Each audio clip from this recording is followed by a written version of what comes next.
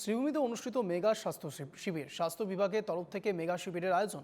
নীলমণি উচ্চ মাধ্যমিক বিদ্যালয়ের মাঠে মেগা শিবির 1 থেকে 18 বছর বয়সী ছেলেমেয়েদের চিকিৎসা পরিষেবা। এই বিষয়ে বিস্তারিত কথা বলবো, রয়েছে প্রতিনিধি মিষ্টু আমাদের সঙ্গে। মিষ্টু, শ্রীভূমিতে অনুষ্ঠিত মেগা স্বাস্থ্য শিবির, একেবারে আমরা যেটা জানতে পারছি 1 থেকে 18 বছর বয়সের ছেলেমেয়েদের চিকিৎসা পরিষেবা, কি জানতে পারছো?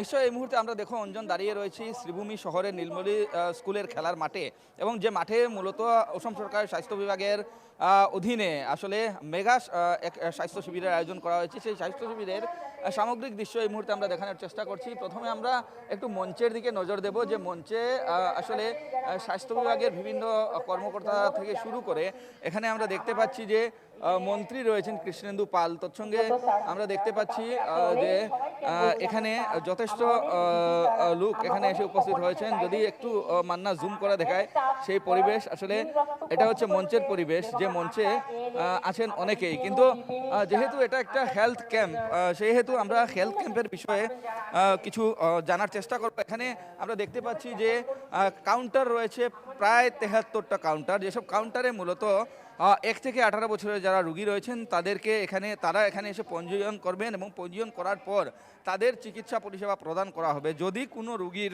জটিল কোনো রোগ ধরা পড়ে, তবে তাদেরকে অন্যত্র অর্থাৎ অন্য কোনো সরকারি হসপিটালে তাদের চিকিৎসা প্রদানের ব্যবস্থা করা হবে। মোট কথায় অসম সরকারের স্বাস্থ্য বিভাগের এই যে উদ্যোগ আমরা দেখতে পাচ্ছি বিগত কয়েকদিন থেকেই বিভিন্ন সমষ্টিতে এই উদ্যোগ গ্রহণ করা হয়েছে। ইতিমধ্যে বরাক উপত্যকার অন্যান্য সমষ্টিগুলিতেও আমরা দেখতে পেয়েছি যে মেগা স্বাস্থ্য শিবিরের ইতিমধ্যে আয়োজন করা হয়েছে। এবং এই যে জায়গা, এই নীলমণি স্কুলের খেলার মাঠ যেটা রয়েছে, সেই মাঠে উত্তর করিমগঞ্জ বিধানসভা সমষ্টির অন্তর্গত মেগা স্বাস্থ্য শিবিরের আয়োজন করা হয়েছে। এখানে কাউন্টারের বিষয়ে কিছু বিস্তারিত এখানে দেওয়া রয়েছে, যে কোথায় কি করা যাবে বা কোথায় কি করবেন। এমনকি এখানে যারা চিকিৎসকরা রয়েছেন, বিশেষজ্ঞ চিকিৎসক, সর্বমোট 12 জন বিশেষজ্ঞ চিকিৎসকের একটি টিম রয়েছে, তারা এখানে চিকিৎসা পরিষেবা প্রদান করছেন। অন্যদিকে MBBS রয়েছেন 12 জন, অর্থাৎ মোট 24 জনের অর্থাৎ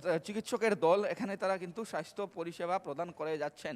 যেহেতু এটা একটা বিনামূল্যে মেগা স্বাস্থ্য শিবির, যেটা অসম সরকারের যে স্বাস্থ্য বিভাগ রয়েছে, সেই স্বাস্থ্য বিভাগের তরফ থেকেই মূলত এটার আয়োজন করা হয়েছে। আমরা যেখানে চিকিৎসা প্রদান চলছে সেই জায়গাটার বা সেই কুঠাগুলোর আমরা পরিবেশ কিছু দেখানোর চেষ্টা করব। যথেষ্ট স্বাস্থ্যকর্মীরা এখানে রয়েছেন, যারা আসলে অহরহ যারা এখানে এসেছেন, যারা এখানে চিকিৎসা পরিষেবার জন্য এসেছেন, তারা এখান থেকে সুবিধা লাভ করতে পারছেন।